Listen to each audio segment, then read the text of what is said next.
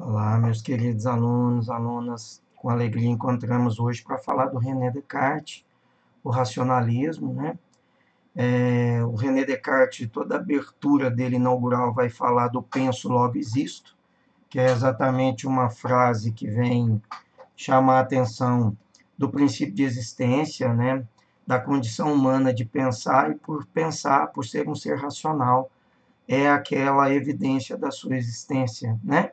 É exatamente o pensar que indica para nós a existência humana, segundo o pensamento do René Descartes.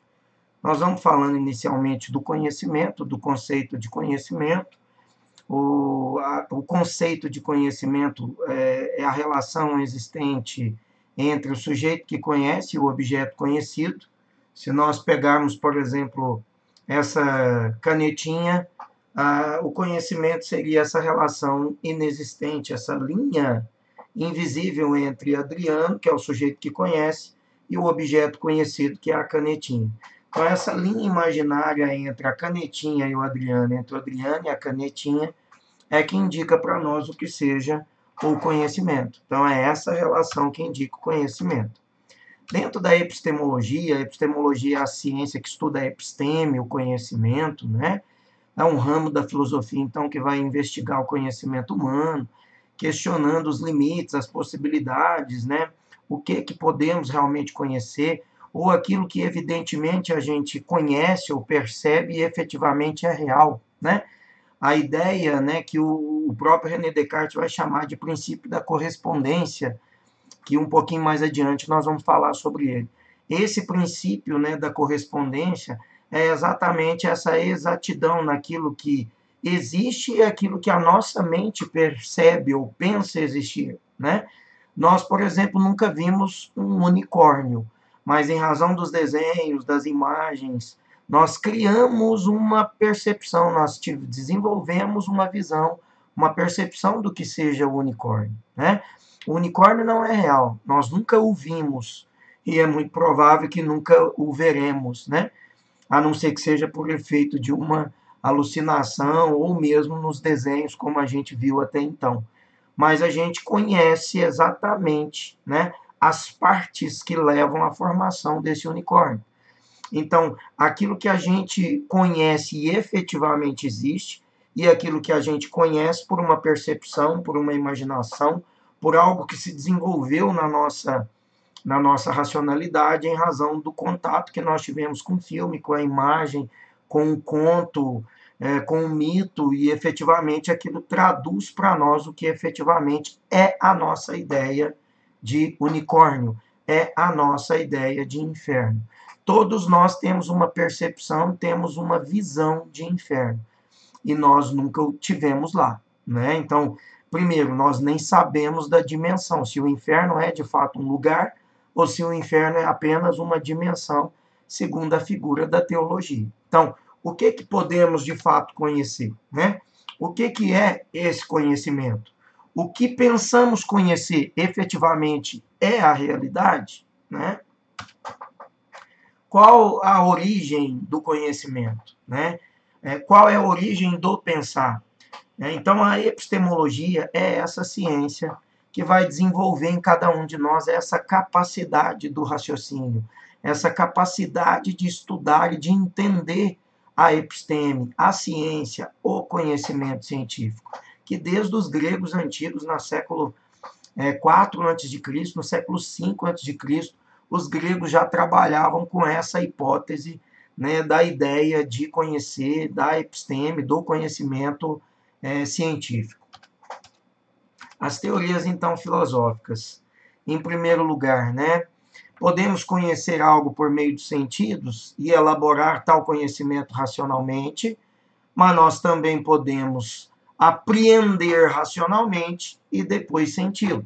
Então, são duas teorias diferentes. A primeira que fala que nós primeiro os apreendemos pelos sentidos e depois processamos pela razão, é o empirismo, e aquelas que falam que primeiro nós apreendemos racionalmente para depois sentir, é o racionalismo. Então, a origem dessas teorias filosóficas, né, remota lá à Grécia Antiga, o Platão, no século IV a.C., essa oposição entre conhecimento. conhecimento enquanto episteme e doxa enquanto opinião. Sempre nós vamos encontrar um confronto de episteme com doxa, um confronto da opinião com a razão comprovada através do conhecimento científico. Enquanto que a doxa, a opinião, é uma simples manifestação, é uma ideia daquilo que a gente pensa ser, mas que necessariamente não é argumentado, não é uma fonte de argumentação crítica comprovada pela ciência. Para que eu discorde do procedimento científico adotado pela Organização Mundial de Saúde durante a pandemia, como a gente vê o governo e outros membros discordando daquilo que se deveria adotar como padrão para cuidar para que a pandemia não cresça, para que eu discorde da postura adotada pela ciência, eu tenho que ter em mãos uma outra tese comprovada cientificamente para dizer que não precisa usar a máscara, que não precisa do isolamento social, que não precisa manter uma distância entre as pessoas, né? Que não precisa fechar comércio e órgãos em determinados lugares em que a gente tem aglomeração de pessoas. Para eu discordar disso, eu tenho que ter em mãos uma argumentação plausível, crítica e comprovada cientificamente para dizer que aquela adotada pela Organização Mundial de Saúde não serve, entende? Então, opinião é um puro achismo. A opinião é quando eu vou opinar sobre aquilo que eu penso ser de acordo com a minha composição, de acordo com a minha opinião, de acordo com aquilo que eu acredito ser. Agora, quem diz que você tem a razão, quem diz que eu tenho a razão no campo da opinião? A opinião é nada mais do que opinião. A gente só sabe que alguém tem razão quando nós temos em mão a argumentação plausível, comprovada cientificamente, baseada em pesquisa, baseada em teoria, e essa sim foi comprovada e tem sido revelada e construída ao longo do processo histórico, para que a gente entenda, depois de 2 séculos, 3 séculos, 5 séculos, qual é a verdade a respeito de tal tema.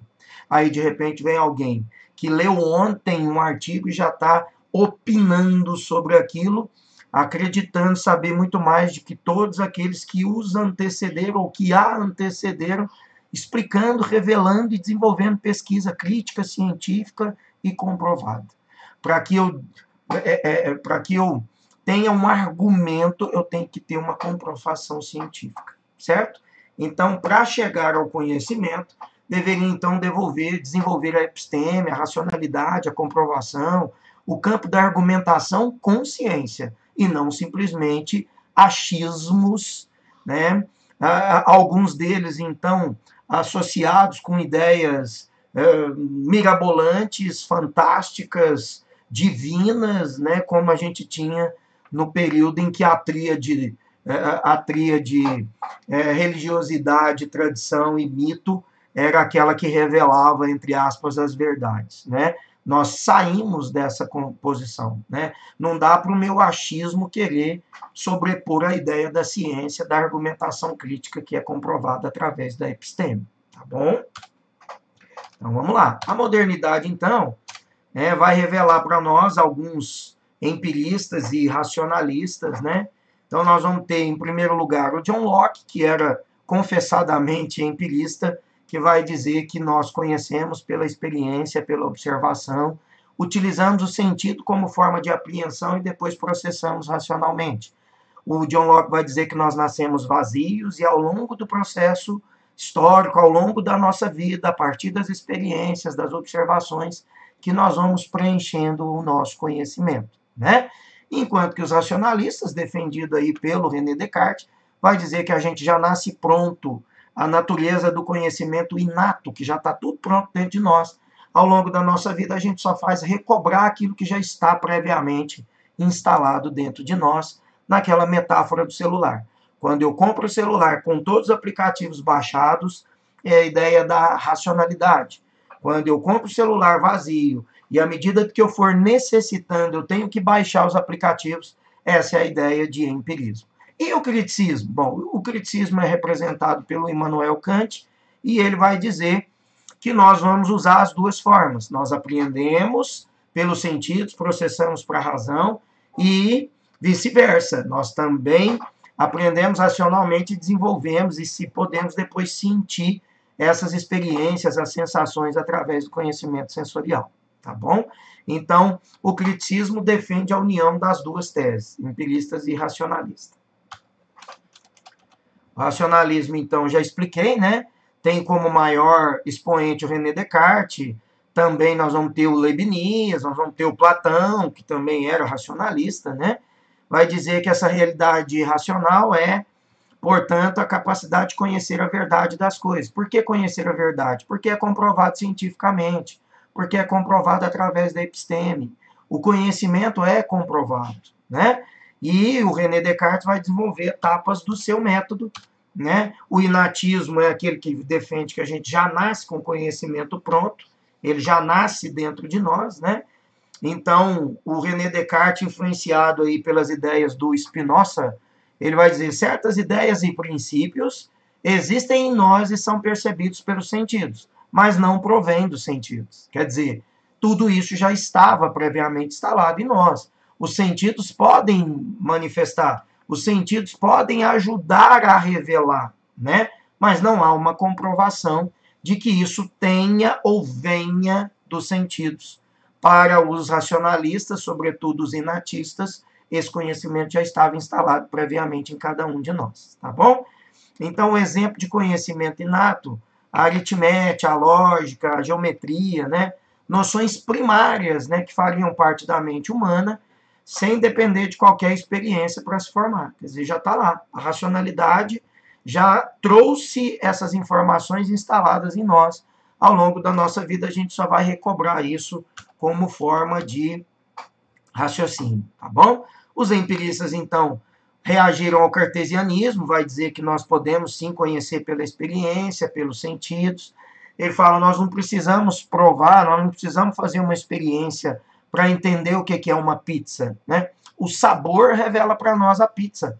O cheiro da pizza assando no forno de pedra já revela para nós que aquilo é uma pizza. Assim como revela o churrasco, assim como revela uma feijoada.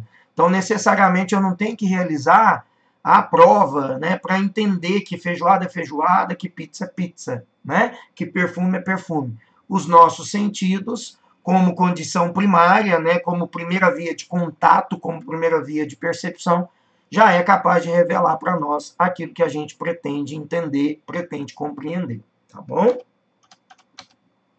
Então, os empiristas, olha, todas as nossas ideias derivam da sensação ou da reflexão. É o que dizem os empiristas. Então, quando a gente entende que as ideias derivam das sensações, olha, percepção dos objetos sensíveis e de suas qualidades. Objetos sensíveis, sensação, aquilo que a gente toca, né? Aquilo que a gente vê, que sente o cheiro, que escuta, a utilização dos nossos sentidos para que a gente possa conhecer. Essa é a sensação revelada, então, por esses objetos sensíveis, né? Enquanto que a reflexão é a percepção das operações, é a percepção interna através da nossa mente. Então, a nossa mente é que é capaz de refletir, a nossa mente é que é capaz de desenvolver um pensamento lógico, racional. O pensar, o duvidar, o crer, o rebater, o raciocinar, o conhecer, o querer, todos esses elementos são obras da reflexão e, portanto, são racionais. O método cartesiano é importante para a gente entender como que o René Descartes avaliava, né, o desenvolvimento do conhecimento. Ele vai dizer que a primeira contato, a primeira regra, né, do método cartesiano é exatamente aquela da evidência, ou seja, você aceitar que não pode colocar ou ser colocado em dúvida. Então, é por onde a gente inicialmente conhece, é a nossa percepção inicial, é a necessidade da gente não ter ideia ou não trazer ideias preconcebidas a respeito daquilo que nós vamos estudar. Então, a primeira regra é a evidência, só aceitar o que não pode ser colocado em dúvida. Então, o que é comprovado, o que não tem dúvida de que seja, esse sim é válido. Aquilo que eu duvido, aquilo que eu abro conjecturas e que pode não ser, não é uma percepção de evidência e, portanto, não deveria ser aceito, segundo o método cartesiano. Segunda regra, a divisão. Então, dividir as dificuldades em número de ocorrências que a gente achar. Então, eu achei 20 ocorrências, então eu vou enumerar, né? cada uma delas. Então, a divisão em número de ocorrência dos problemas que a gente encontrar. Terceira regra, a da ordem. Resolver aqueles problemas que você identificou na etapa anterior, sempre do mais simples para o mais complexo, para garantir que você resolva o maior número possível de problemas. É igual fazer prova. Se você pegar lá uma prova com a questão de física fodida, brava, tal, você gastar 1 hora de prova para fazer uma questão. Quando você deu por si, passou 1 hora de prova, você tem 9 para fazer e você não conseguiu fazer nem a primeira. Então, quer dizer, para não correr o risco de você deixar as simples, deixar aquilo que era fácil de resolver para trás, inicia sempre do mais fácil e deixa os mais complexos para o final, tá? E a quarta e última regra é a enumeração. Então, é a revisão de todo o processo, para garantir que você não pulou etapa nenhuma, para garantir que você não deixou nada sem uma percepção ou sem uma enumeração. Aí você pode ir ticando, né? Como aí no slide mostra, né? Você pode ir ticando no sentido, é evidente, né? Foi dividido, partimos de qual parâmetro. Então, você vai ticando ali para saber se você cumpriu rigorosamente o método tal qual o René Descartes nos ensinou e deixou como legado para que a gente pudesse desenvolver o pensamento e o conhecimento racional. Então, esse é o famoso método cartesiano. Você vê que tem na percepção no início, é o funil onde capta, né, tudo. Olha, você vê que ele coloca sentimentos, representados pelo coração, os fenômenos naturais como um todo, a ciência da natureza, e os pensamentos, que é aquilo que deriva efetivamente da razão, da episteme. Então, a primeira via é exatamente o funil, que vai captar todas essas informações, tanto de sentimentos, quanto de fenômenos advindos da natureza, quanto do pensamento, que indica para nós a racionalidade. Tá certo? A dúvida metódica, né, do René Descartes é importante, olha. O ponto de partida da dúvida metódica, gente, é o princípio da dúvida. Então, a princípio, eu tenho que duvidar de tudo. Eu tenho que duvidar se aquilo é real, se aquilo pode ser comprovado. Então, devemos desconfiar não apenas do saber passado, né, mas também se o conhecimento oferecido pelo sentido se ele é válido, né? Nós vamos, então, desconfiar. Vamos desconfiar de tudo até que a gente comprove. Então, aquilo que vem dos sentidos, a princípio, para o René Descartes, é de desconfiar. Pode ser uma traição, pode não ser prova, pode não levar a gente a uma compreensão razoável. Então, desconfia daquilo que vem dos sentidos. É um importante elemento dentro da dúvida metódica do Descartes, tá? Então, deve-se duvidar de toda ideia que pode ser postada em dúvida, que pode ser colocada em dúvida. Então, se é alguma coisa que não ficou claro, se é alguma coisa que não está evidente, se é alguma coisa que não tem uma comprovação clara de que aquilo seja evidente, então, a princípio, eu tenho que discordar, eu tenho que duvidar da validade dela, segundo a dúvida metódica cartesiana, tá? E a percepção das formas, né, diversas na mudança, é fruto da faculdade de entender, ou seja, toda essa percepção, aquilo que eu percebo, aquilo que eu entendo, aquilo que às vezes a gente até entende ou visualiza, né, pode ser apenas uma faculdade do entender, necessariamente não indica que seja algo comprovado racionalmente através da episteme. Então, a dúvida metódica, segundo Descartes, é um importante elemento para ajudar o ser humano a entender, a compreender, a validar o processo racional e não cair, né, em contos, em pegadinhas, em histórias, né, em fake news, em tese não comprovada, naquilo que é muito subjetivo, naquilo que é só o campo da subjeção ou da opinião. Então, é importante que a gente desenvolva a clareza, né, do princípio da dúvida metódica, para que a gente se aproxime o melhor, né, o máximo possível da verdade, de acordo com a teoria do René Descartes. Aí nós temos, olha, as etapas, né, importantes para a gente chegar no gênio maligno, que é um outro tema muito importante. Um gênio maligno, olha, pode tentar me fazer acreditar em coisas falsas. Então, o gênio maligno seria exatamente a confusão, aquilo que vem ali da percepção, que poderia vir até dos sentidos. É aquilo que me confunde, é o que não é claro, né? Então, o gênio maligno é aquilo que me deixa na dúvida, é aquilo que tenta me tirar do foco. O gênio maligno pode ser apenas uma percepção vazia, não comprovada. Então, um gênio maligno pode até me fazer acreditar em coisas falsas. Não há nada do qual posso ter certeza. Esse é o princípio da dúvida metódica, né? Não há nada do qual eu possa ter certeza. Opa, a princípio eu duvido um pouquinho de tudo. Terceiro, mas quando digo eu sou, eu existo, não posso estar errado. Por quê? Porque eu estou vendo que eu existo. Eu estou vendo que eu sou uma figura materializada no corpo Adriano. Eu estou vendo a minha existência. Eu estou vendo a minha capacidade de pensar, de raciocinar e de falar para vocês, né?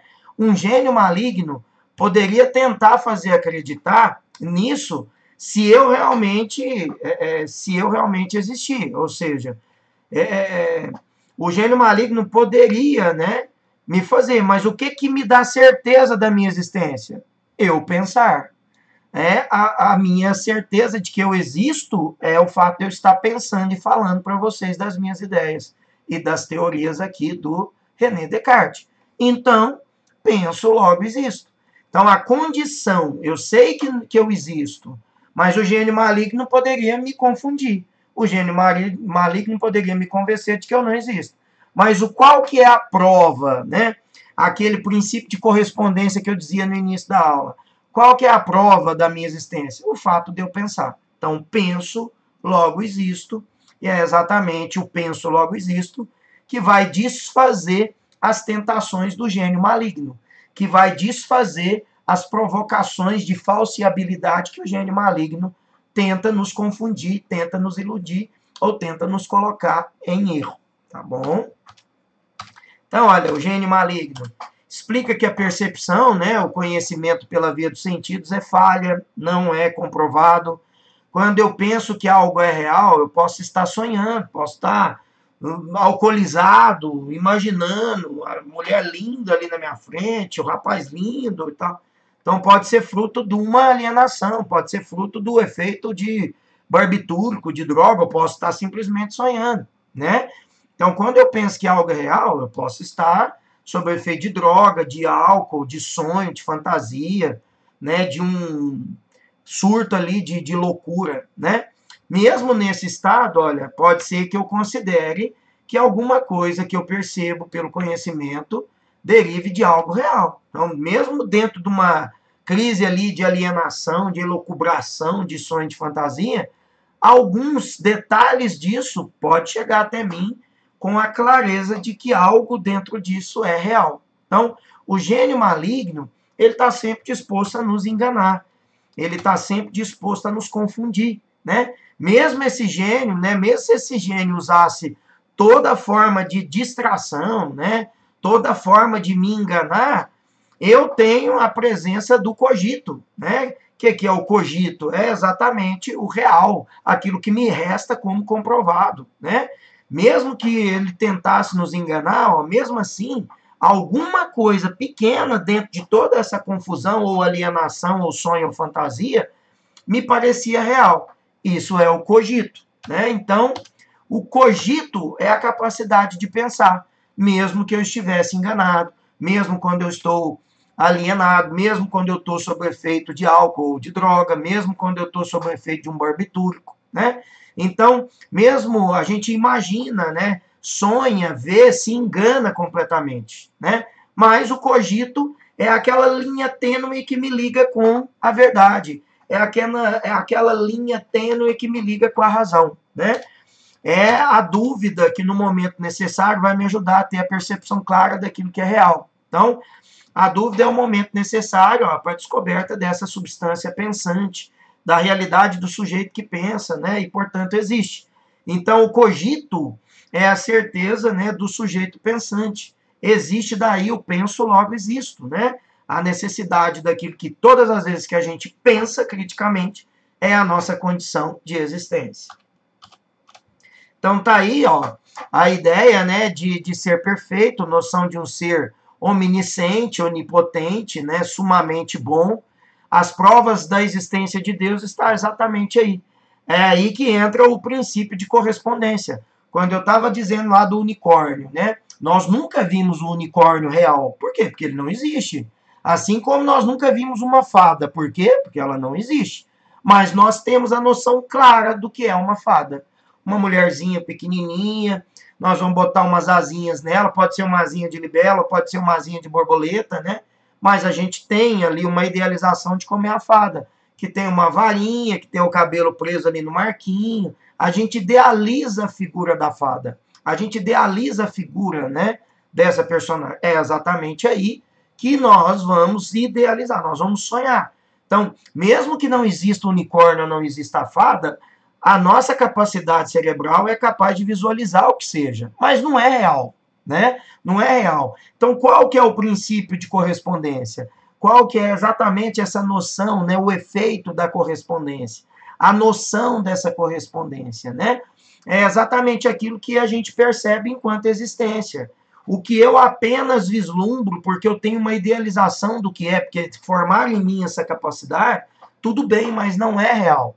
E é aí que ele vai dizer da prova da existência de Deus, quando ele fala do homem. Se eu estou dizendo que o homem é X, o homem é falho, o homem tem problemas, ele tem defeitos, qual que é a figura da perfeição que eu tenho? A figura de Deus. Se eu estou visualizando o homem, eu sei que o homem é real, que o homem existe, eu estou aqui, você está aí. Então, o ser humano é real. Como é que eu posso, então, vislumbrar a perfeição desse homem? Na figura de Deus. Eu não preciso ver Deus, né? Assim como eu não preciso ver o unicórnio para entender o que seja unicórnio. Eu não preciso ver a fada para entender o que é a fada. Porque o meu cérebro já desenvolveu em mim a capacidade de visualizar essa imagem.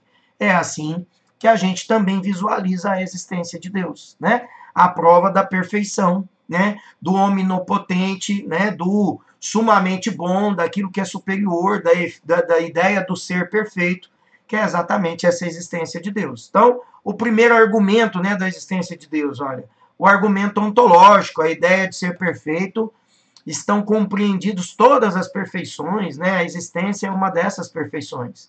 A segunda prova é o argumento da marca que marca na impressa, né? A causa que faz a ideia de ser perfeito, aquilo que ela representa para nós, a maneira como a gente idealiza a substância infinita, né? E a terceira prova, a causa da existência, do ser pensante que raciocina.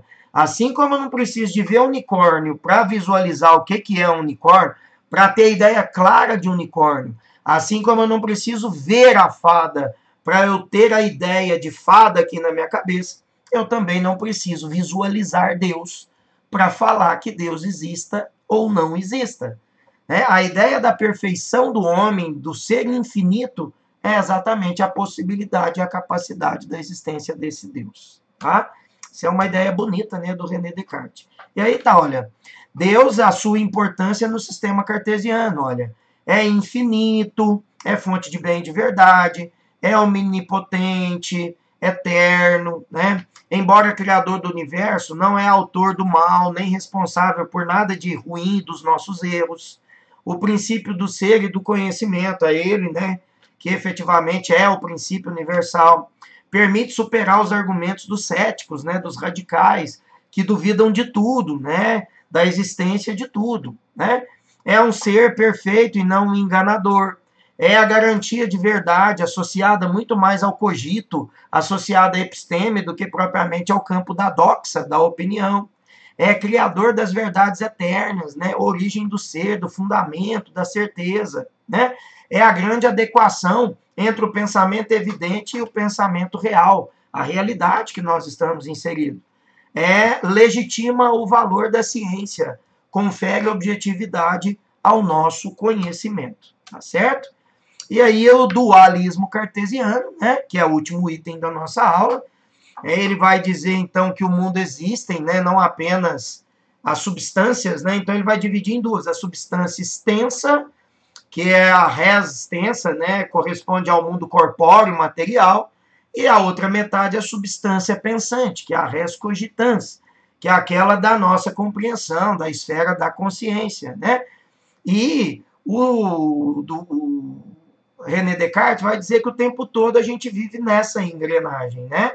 Então, o self 1 e self 2, o equilíbrio, a harmonia de um e do outro, né? A substância extensa, o corpóreo material com aquilo que é do cogito, com aquilo que é da realidade pensante.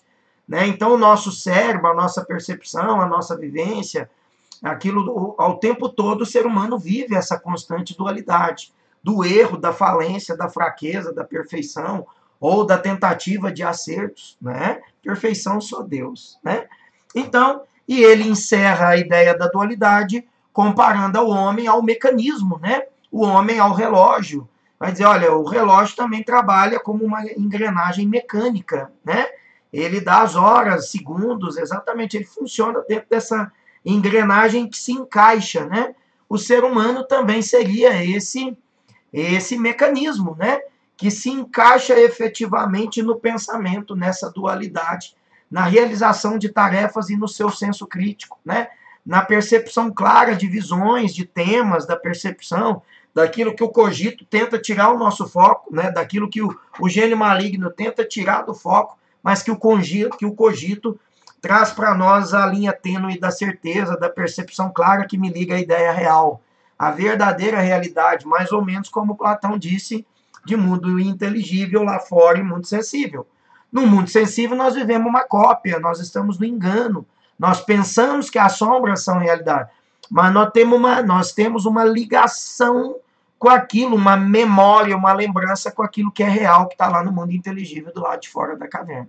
É exatamente a figura do dualismo, né? A figura do senso mundo sensível, mundo inteligível, né? Mundo da substância, dos cogitos e o mundo da substância extensa, né?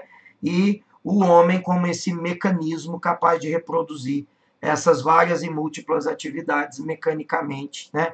Através de várias atividades. Passou um pouco do tempo, mas eu precisava concluir o pensamento do René Descartes numa aula só. Um grande abraço, um beijo, tudo de bom para vocês.